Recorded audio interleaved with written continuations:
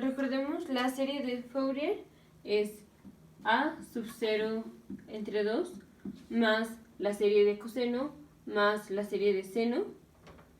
Aquí tenemos, por ejemplo, a sub n coseno sub n de t y así, y b sub n seno de n sub t y así. Esta es la serie de Fourier. A cualquier función piecewise continuous function regular se puede expresar solo de una manera en la serie de Fourier. En la serie de Fourier recordemos la variety.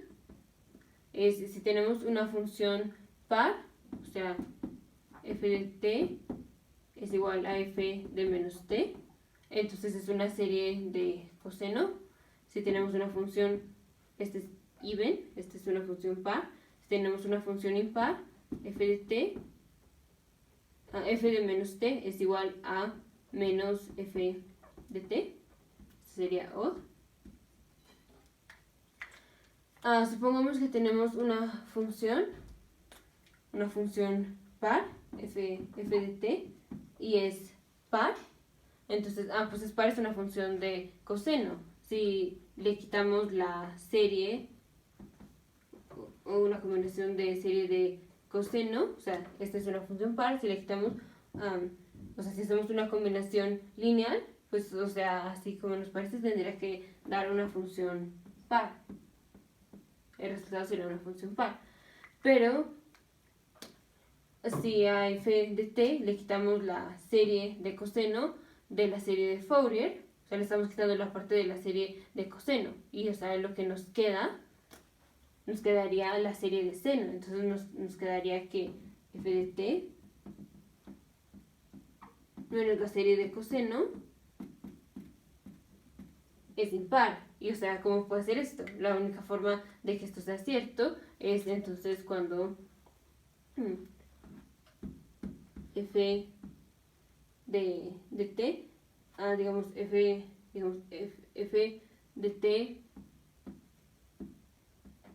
más g de t, o sea, esto, igual a menos f de t menos g de t igual a f de menos t más g de menos t. O sea, estoy diciendo esto es igual a esto, o sea, sería una función par.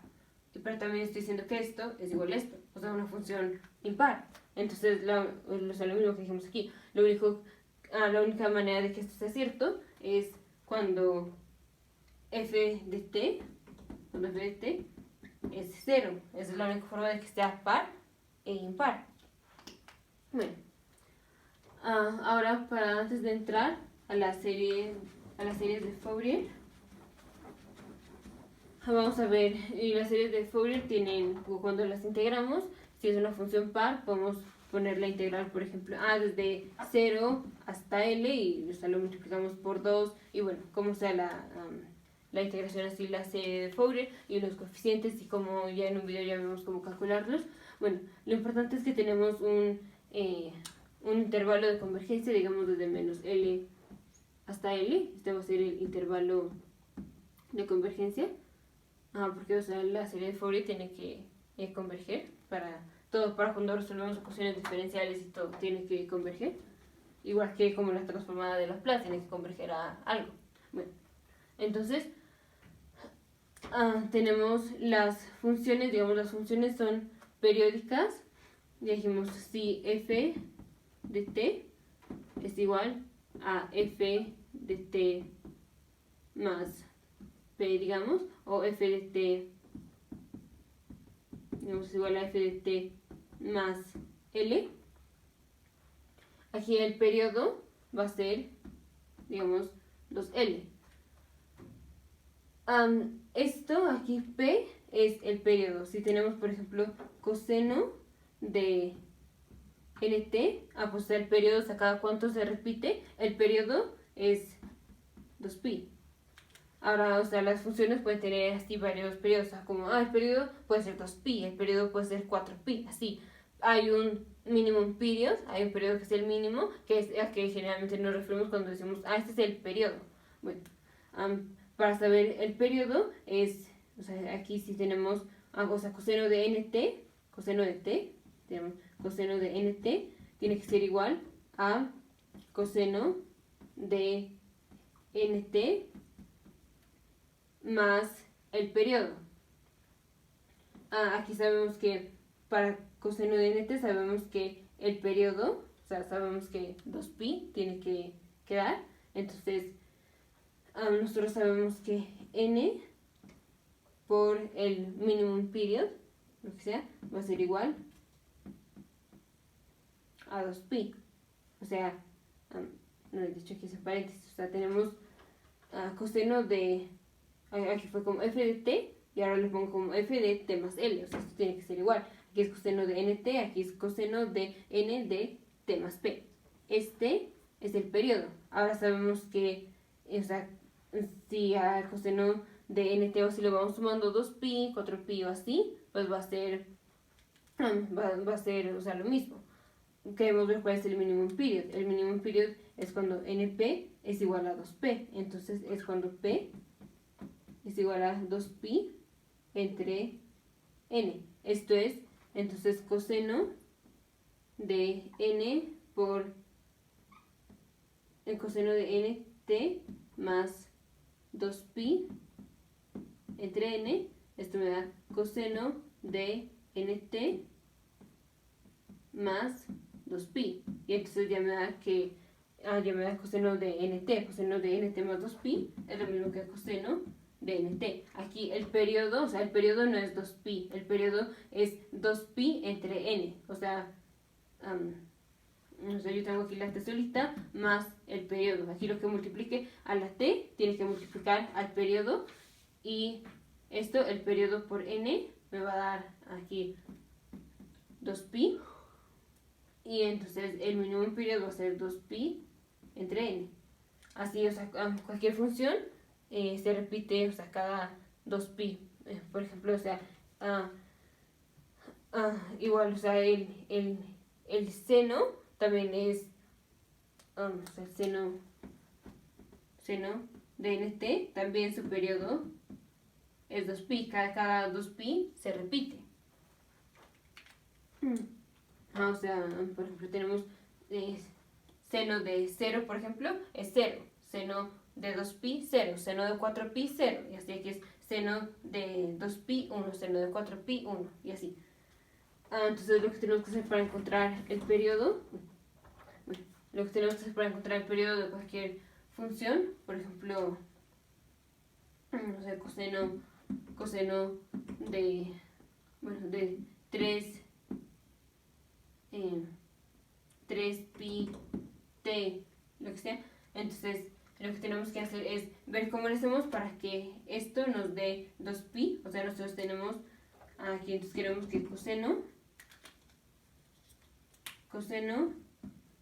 de 3pi por t más nuestro periodo sea igual a 2pi. Entonces tengo 3pi por p es igual a 2pi. Entonces el periodo es 2pi entre 3pi.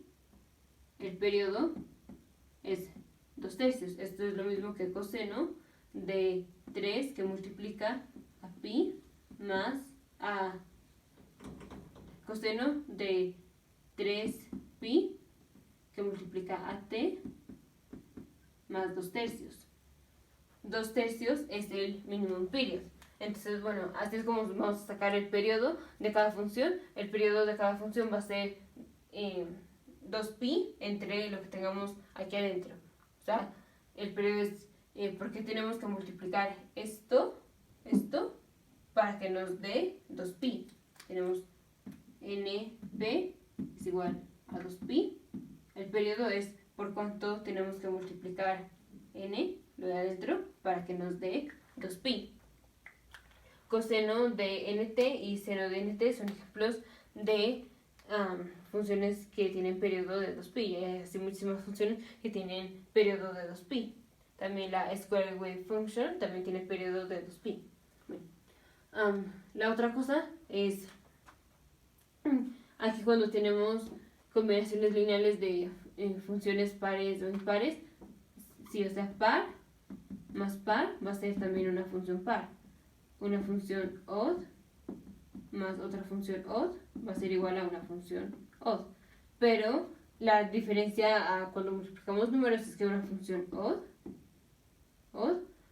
por otra función odd, esta va a ser igual a una función par.